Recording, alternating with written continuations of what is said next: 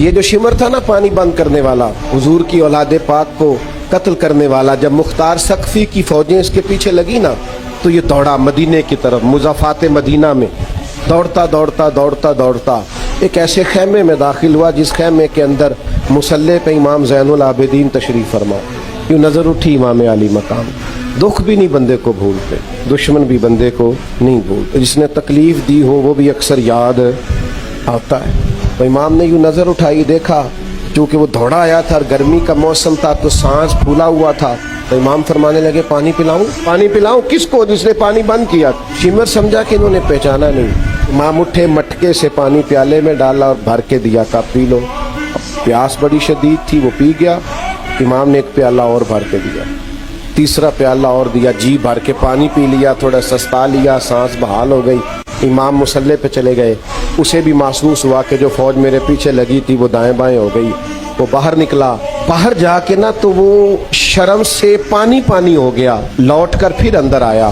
اسے پتا تھا کہ فوجیں میرے پیچھے ہیں، مرنا تو میں نے ہے ہی، تو ایک سچ نہ بول جاؤں جاتے جاتے۔ کہنے لگا زین العابدین شاید پہچانا نہیں، شرم سے گردن جھکی ہوئی، شاید آپ نے پہچانا نہیں۔ امام اللہ کا ذکر کر رہے تھے، یوں آنکھ مبارک اٹھائی، فرمایا کربلا میں میرا سارا خاندان تو نے پیاسا ذبح کر دیا، میں تجھے بھلا سکتا ہوں؟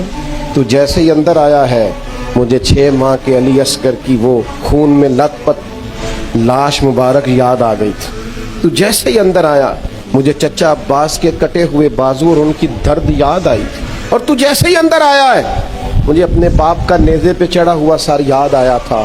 کہتے کہتے امام کے پھر آنسو نکلے، آنسو پوچھے تو شمر گھٹنوں کے بل بیٹھ گیا۔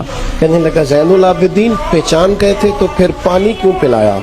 تو امام نے یوں کر کے آنسو پوچھے، کہنے لگے مجبور بڑا ہوں نا، علی کا پوتا ہوں میں، علی کا پوتا ہوں، سیدہ کا پوتا ہوں میں، حسین کا بیٹا ہوں، میرے گھر کا رواج ہی کچھ اس طرح کا ہے، میں اپنی خاندانی وجاہت سے مجبور ہوں۔ تمہارا کام پانی بند کرنا ہے، ہمیں سکھایا گیا ہے دشمن بھی آئے تو پیالے بھر بھر کے پلانا ہے۔